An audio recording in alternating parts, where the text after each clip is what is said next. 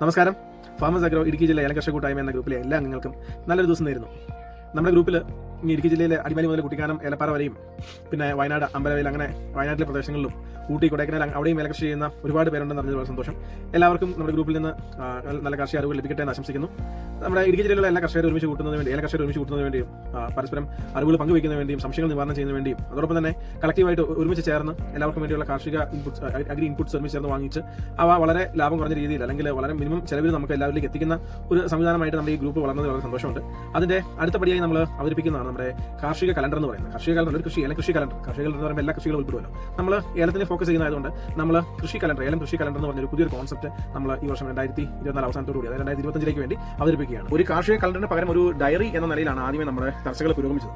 പക്ഷേ നമ്മൾ പല കർഷകരായിട്ട് സംസാരിക്കുമ്പോൾ മനസ്സിലായ കാര്യം എന്ന് പറയുന്നത് ഡയറി പറമ്പിലേക്ക് കൊണ്ടുപോയി കഴിഞ്ഞാൽ അത് ചെളിയാവുകയും പിന്നീട് നഷ്ടപ്പെടുകയും അതിലേക്ക് എഴുതാനുള്ള മൂഡ് പോവുകയും അല്ലെങ്കിൽ ചിലപ്പോൾ ഈ സാധനം ഡയറി മൊത്തത്തിൽ കാണാതെ പോകാനുള്ള സാധ്യതയും പലരും പറഞ്ഞു. അപ്പോൾ അങ്ങനെയാണ് നമുക്ക് എന്തുകൊണ്ട് ഇതൊരു കാർഷിക കലണ്ടർ ആക്കി കൂടാ എന്നൊരു തീരുമാനത്തിലേക്ക് അല്ലെങ്കിൽ അങ്ങനെ ഒരു ആലോചനയിലേക്ക് വരുന്നത്.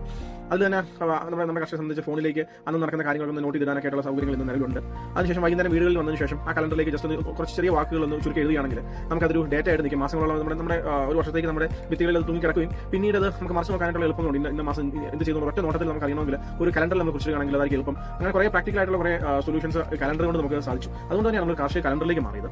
എന്നിരിക്കും നമ്മൾ ഈ വർഷം നമ്മുടെ ആദ്യത്തെ ഉദ്യമമാണ്. നമുക്ക് എന്തെങ്കിലുമൊക്കെ തെറ്റുകുറ്റങ്ങൾ ഉണ്ടായേക്കാം, അല്ലെങ്കിൽ നമുക്ക് വേറെ രീതിയിൽ ഡിസൈൻ ചെയ്യാൻ സാധിച്ചു കഴിഞ്ഞാൽ ചിലപ്പോൾ കൂടുതൽ ഡേറ്റ ഉൾക്കൊള്ളിക്കാനായിട്ട് കുറച്ചും കൂടെ പ്രാക്ടിക്കലായിട്ട് ചെയ്യാൻ സാധിച്ചേക്കാം. കാരണം ഇത് നമ്മുടെ ആദ്യത്തെ ഉദ്യമം ആയതുകൊണ്ട് നമുക്കറിയില്ല ഇതിനെ ഏതെങ്കിലും തരത്തിൽ നമുക്ക് അപ്ഡേറ്റ് അടുത്ത വർഷത്തേക്ക് നമുക്ക് പുതിയ കലണ്ടർ വരും. അപ്പോൾ അങ്ങനെയുള്ള തെറ്റുകുറ്റങ്ങളൊക്കെ നമ്മൾ കാണുകയാണെങ്കിൽ തീർച്ചയായിട്ടും അത് നോട്ട് ചെയ്ത് വെക്കുക. നമ്മുടെ അടുത്ത വർഷത്തെ കലണ്ടറിനെ കുറിച്ചുള്ള ചർച്ചകൾ ഒരു ഓഗസ്റ്റ് സെപ്റ്റംബർ മാസത്തിലേക്കായിരിക്കും ഉണ്ടാവുന്നത്. ആ സമയത്ത് നമുക്ക് അത്രയും ചർച്ചകളിൽ വരുമ്പോൾ തീർച്ചയായിട്ടും നിങ്ങൾ ഇതിൽ കണ്ടെത്തുന്ന തെറ്റുകൾ അല്ലെങ്കിൽ കൂടുതൽ നമുക്ക് എങ്ങനെ മെച്ചപ്പെടുത്തി എടുക്കാം എന്നുള്ളതിനെ കുറിച്ചുള്ള കാര്യങ്ങൾ നിങ്ങൾ ദയവായി അതിന് തന്നെ നോട്ട് ചെയ്ത് വെക്കുമല്ലോ. കാരണം നമ്മൾ ചെയ്യുമ്പോഴായിരിക്കും നമ്മൾ പല കാര്യങ്ങളും നമ്മൾ പ്രാക്ടിക്കലാണെന്ന് വിചാരിച്ച ചില കാര്യങ്ങൾ ചിലപ്പോൾ ആയെന്ന് വരില്ല, അല്ലെങ്കിൽ ചിലപ്പോൾ ചില കാര്യങ്ങളോട് ഉണ്ടായിരുന്നെങ്കിൽ ചില നന്നായി നമുക്ക് തോന്നുന്നു. അപ്പോൾ ആ സാഹചര്യത്തിൽ തീർച്ചയായിട്ടും അത്തരം സജഷൻസ് നിങ്ങൾ നമുക്ക് നൽകുമല്ലോ. കലണ്ടർ ഇപ്പം നിങ്ങൾ എല്ലാവരുടെയും കയ്യിൽ കിട്ടിയിട്ടുണ്ടാവുമെന്ന് കരുതുന്നു.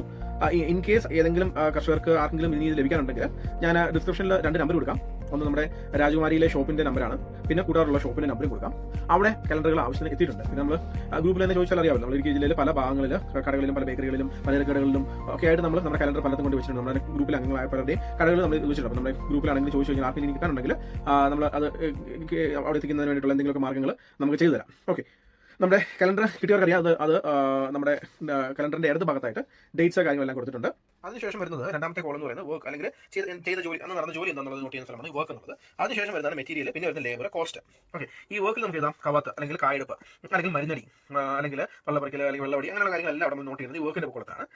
അതിനുശേഷം ഈ മെറ്റീരിയൽ എന്ന് പറയുന്ന കോളത്തിൽ നമ്മൾ എന്ത് വെച്ച് കഴിഞ്ഞാൽ നമുക്ക് മരുന്നടി ആണെങ്കിൽ നമുക്ക് എക്കാലക്സ് അടിച്ചു, അല്ലെങ്കിൽ കരാട്ടെ അടിച്ചു, അല്ലെങ്കിൽ നമ്മൾ എമമെറ്റിൻമെൻസോയിറ്റും, അല്ലെങ്കിൽ വേറെ എന്തെങ്കിലും ഗാലപ്പോ, അങ്ങനെ എന്തെങ്കിലും ഒരു കെമിക്കൽ, ആ കെമിക്കലിന്റെ പേരും അതിനുശേഷം അത് എത്ര രൂപയായെന്നുള്ള കാര്യങ്ങൾ അവിടെ എഴുതുക. പിന്നെ അത് അന്ന് ആവശ്യമായിട്ട് ലേബർ എത്രയാണ്, എത്ര പണിക്കാരുണ്ടെന്നുള്ളത്, അതിന്റെ തുക എത്രയാണോ അവിടെ എഴുതുക.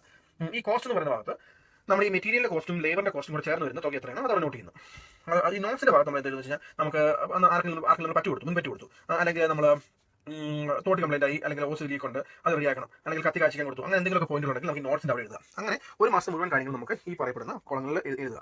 പിന്നെ ഇനി നമ്മൾ വലതുവശത്തേക്ക് വരികയാണെങ്കിൽ നമ്മുടെ കൃഷിപ്പണികൾ ഈ മാസം എന്ന് പറയുന്ന ഒരു ഭാഗത്ത് നമ്മൾ ചെയ്ത പണികൾ എന്തൊക്കെയാണോ നമ്മൾ അത് നോട്ട് ചെയ്യുന്ന സ്ഥലമാണ്. മരുന്നടിച്ചു, കവാത്തെടുത്തു, അല്ലെങ്കിൽ കൊപ്പിറക്കി, വെള്ളമടി നടന്നു, എന്നിങ്ങനെ കാര്യങ്ങൾ ഇവിടെ എഴുതുന്ന ഒരു പോയിന്റാണ്. ഇത് മാസത്തിൽ പണികൾ ചെയ്യുന്ന സമയത്ത് നമ്മൾ എഴുതുന്ന ഒരു പോയിന്റ് സ്ഥലമാണിത്. പിന്നെ വളം കീടനാശിനി പ്രയോഗങ്ങൾ എന്ന് പറയുന്നത് നമ്മൾ ആ മെറ്റീരിയൽ എഴുതുന്ന സാധനങ്ങൾ നമ്മൾ ഏതൊക്കെ വളങ്ങളാണ് ഉപയോഗിച്ചത്, ഏതൊക്കെ ജൈവവളങ്ങളാണ്, അല്ലെങ്കിൽ കീടനാശിനികളാണ്, ഫംഗിസൈഡുകളാണ് ഉപയോഗിച്ചെന്ന് പറഞ്ഞ ഭാഗങ്ങളാണ് ഇവിടെ എഴുതുന്നത്.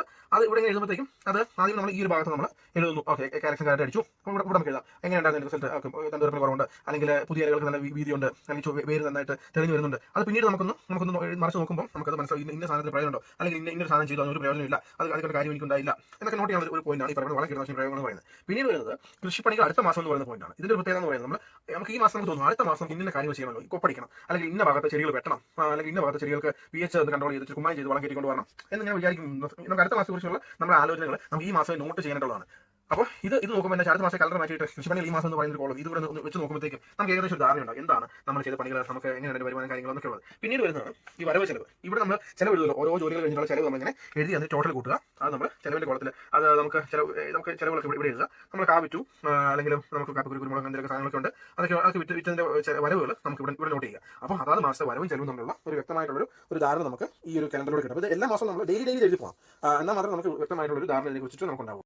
ഇപ്പം പറഞ്ഞതിന്റെ ഒരു എക്സാമ്പിൾ പോലെ ചുമ്മാ ഞാൻ എഴുതി കൂട്ടി വന്നാണ്. ഇപ്പൊ നമുക്ക് കാണാം, ഇപ്പൊ നമുക്ക് ഇവിടെ 1-ാം തീയതി കായെടുപ്പ്. അതിന് നമുക്ക് കടി ഒരു 120 രൂപയുടെ കടി നമ്മൾ മേടിച്ചിട്ടുണ്ട്. ഓട്ടോ ചാർജ് ഒരു 20 രൂപ, 200 രൂപ. നമുക്ക് മറ്റ് മെറ്റീരിയൽ ഒന്നും ഇല്ലല്ലോ.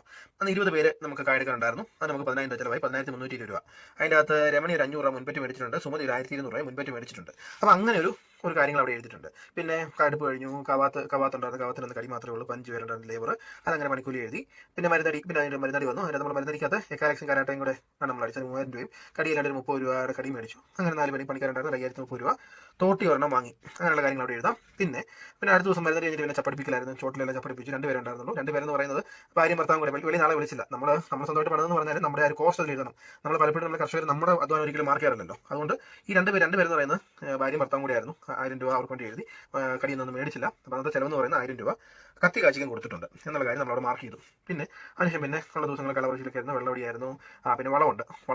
വളം എന്താണ് ചെയ്തേക്കുന്നത്, ചുവട്ടിൽ വളം ഇട്ടു. കാരണം വളം ഫോളിയറാണോ ചുവട്ടിലാണോ എന്നുള്ളത് നമ്മൾ മാർക്ക് ചെയ്യുന്നുണ്ട്. എന്നിട്ട് എന്തൊക്കെയാണ്, വേപ്പുണ്ണാക്ക്, super meal, rock phosphate, micro food, Biozyme, അങ്ങനെയുള്ള കുറച്ച് കാര്യങ്ങൾ. അതിനൊക്കെ അതിൻ്റെ മൊത്തത്തിൽ നമുക്ക് ആയത്തുക എത്ര എന്നുള്ളത് അത് എഴുതിയിട്ടുണ്ട്. അതിൻ്റെ ലേബർ കോസ്റ്റ് അത് ഭാര്യ ഭർത്താവും കൂടെയാണ് ഇട്ടത്. അതിൻ്റെ കോസ്റ്റായി തൂമ്പ ബാബു ചേട്ടൻ എടുത്തു. അത് അടുത്ത പറമ്പിലെ ആളാണ് ബാബു എന്ന് പറയുന്നത്. പുള്ളി നമ്മുടെ ഇന്ന് തൂമ്പ എടുത്തു, അത്യാവശ്യം കൊണ്ടുപോയിട്ടുണ്ടെന്നുള്ള കാര്യം നമ്മളവിടെ മാർക്ക് ചെയ്യുന്നു. അതിൻ്റെ ഇടയ്ക്ക് 7-ാം തീയതി കത്തി തിരിച്ച് നമ്മുടെ കാച്ചിക്കാൻ കൊടുത്ത കത്തി തിരിച്ച് കിട്ടിയതായിട്ട് നമ്മൾ 7-ാം തീയതി നമ്മൾ മാർക്ക് ചെയ്യുന്നുണ്ട്. പിന്നെ അങ്ങനെ മുന്നോട്ട് പോയി വളവിട്ടു, വെള്ളവടിയും കാര്യങ്ങളൊക്കെ ആയിട്ട് വലിയ പണികളിലടങ്ങ് പോകുന്നു. അതിൻ്റെ ഇടയ്ക്കാണ് സിആറിൻ്റെ ആപ്ലിക്കേഷൻ കൊടുക്കേണ്ട ഡേറ്റ് ആണെന്നുള്ള കാര്യം നമുക്ക് അറിയുന്നത്. നമ്മൾ സിആറിൻ്റെ ആപ്ലിക്കേഷൻ കൊടുത്തു. പിന്നെ അതിനുശേഷം 11-ാം തീയതി കഴിഞ്ഞ ദിവസം ബാബുചേട്ടൻ കൊണ്ടുപോയി തൂമ്പ തിരിച്ചു കൊണ്ട് തന്നു എന്ന കാര്യം നമ്മളവിടെ മാർക്ക് ചെയ്യുന്നു.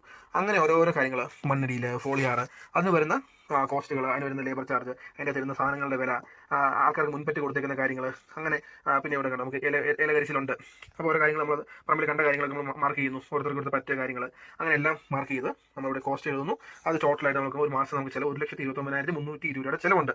അതായത് പണിക്കൂലിയും കടിയും ഓട്ടോക്കൂലിയും കത്തി കാച്ചിച്ചതും അങ്ങനെ എല്ലാം ഞാൻ 1,29,000 ചിലവുള്ളതായിരുന്നു നമ്മൾ എഴുതുന്നു. ഇവിടെ നമ്മൾ ഈ മാസം ചെയ്ത പണികൾ കായെടുപ്പ് ചെയ്തു, മരുന്നടി ഉണ്ടായിരുന്നു, കാവാത്തുണ്ടായിരുന്നു, മണ്ണിലുണ്ടായിരുന്നു, വളം ചൂട്ടിലും ഫോളിയറായിട്ടും കൊടുത്തിട്ടുണ്ട്. ഈ മാസം ചെയ്ത പണികളെല്ലാം നമ്മളിവിടെ എഴുതി. പിന്നെ ഇവിടെ നമ്മൾ ചുമ്മാ നമുക്ക് ഈ ആഴ്ച നമ്മൾ ഉപയോഗിച്ച വളങ്ങൾ എന്താണ്, കാരക്സായിട്ട് വേപ്പുണ്ണാക്കുണ്ട്, ബാക്കി സൂക്ഷ്മജീവികളുണ്ട്. അപ്പോൾ അതൊക്കെ നമ്മൾ മാർക്ക് ചെയ്ത് എങ്ങനെ ഉണ്ടായിരുന്നു. കൊള്ളാം. നമ്മൾ SOP CN കൂടെ കലക്കി അത് മിത്താണ്. ഈ പൊട്ടാഷ്യം CN നമ്മൾ ചേരത്തില്ലാത്തതുകൊണ്ട് അത് പാടില്ല എന്നുള്ള കാര്യം നമ്മൾ മാർക്ക് ചെയ്തു.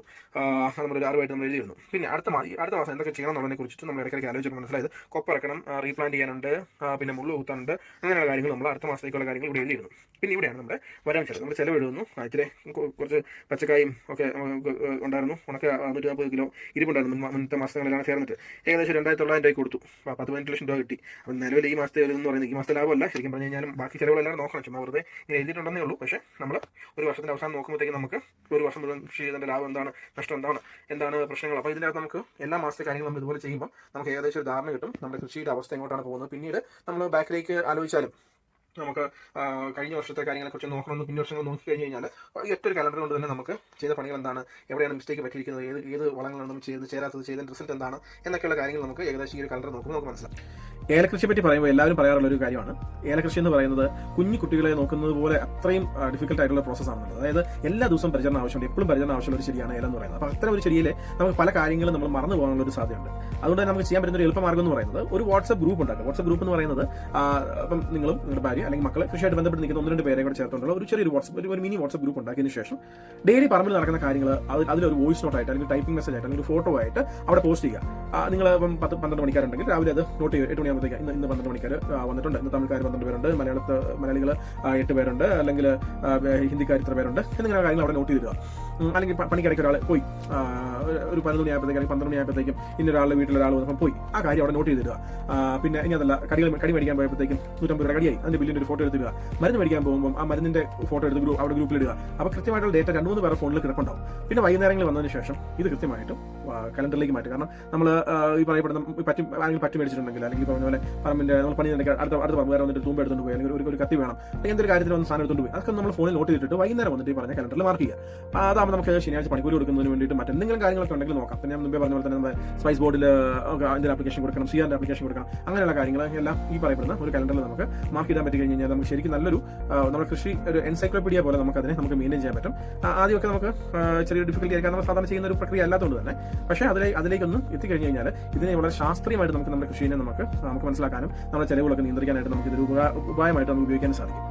ഏലകൃഷിയുമായിട്ട് ബന്ധപ്പെട്ട കാർഷിക അറിവുകൾ പങ്കുവയ്ക്കുന്ന ഏലകർഷക കൂട്ടായ്മയുടെ വാട്സ്ആപ്പ് ഗ്രൂപ്പിൽ അംഗങ്ങളാകാനായിട്ടും ഈ വീഡിയോയുടെ താഴെ കൊടുത്തിരിക്കുന്ന നമ്പേഴ്സ് ഉണ്ട്, 2-3 നമ്പേഴ്സ് കൊടുക്കാം ഡിസ്ക്രിപ്ഷനിൽ. ആ നമ്പറിൽ ബന്ധപ്പെട്ട് കഴിഞ്ഞാൽ നിങ്ങൾക്ക് തീർച്ചയായിട്ടും നമ്മുടെ കാർഷിക ഗ്രൂപ്പിൽ അംഗമാവുന്നതാണ്. ഏലകൃഷിയുമായിട്ട് ബന്ധപ്പെട്ടുള്ള നിങ്ങൾ സംശയങ്ങൾ ചോദിക്കാം, നിങ്ങളുടെ അറിവുകൾ പങ്കുവയ്ക്കാം. കാരണം നമ്മുടെ ഗ്രൂപ്പിനെ സംബന്ധിച്ച് ആരും എല്ലാം അറിഞ്ഞ് തികഞ്ഞ് അങ്ങനെ വരുന്ന ആൾക്കാർ എല്ലാവരും കർഷകരാണ്. അപ്പം ഓരോരുത്തർ അവരുടെ സ്വന്തം അനുഭവങ്ങളിൽ നിന്നാണ് സംസാരിക്കുന്നത്. ഓരോരുത്തർക്കും അവരുടെ അനുഭവങ്ങൾ പറയുമ്പോൾ അടിമാലിയിൽ ചെയ്തൊരു പരിധി റിസൾട്ട് അതേ റിസൾട്ട് ചിലപ്പോൾ അനുലാസ് കിട്ടണമെന്ന് സാധ്യതയില്ല, അല്ലെങ്കിൽ ഏലപ്പാറ ചെയ്തൊരു റിസൾട്ട് ചിലപ്പോൾ കൂട്ടാർ കിട്ടണം സാധ്യത. അപ്പോൾ നമ്മുടെ ഗ്രൂപ്പിൽ എല്ലാ മേഖലയിലുള്ള ആൾക്കാരുണ്ട്. 1000 മേൽ ആൾക്കാർ നമ്മുടെ ഗ്രൂപ്പിൽ അംഗമാണ്. അപ്പോൾ ഓരോരുത്തർക്കും വ്യത്യസ്തമായ റിസൾട്ടുകളായിരിക്കും, അനുഭവങ്ങളായിരിക്കും ഉണ്ടാവുന്നത്. അപ്പോൾ തീർച്ചയായിട്ടും നിങ്ങൾ തെറ്റെന്ന് വിചാരിച്ച പല കാര്യങ്ങളും ശരിയായിരിക്കും, നിങ്ങൾ ശരിയെന്ന് വിചാരിച്ച പല കാര്യങ്ങളും തെറ്റായിരിക്കാം.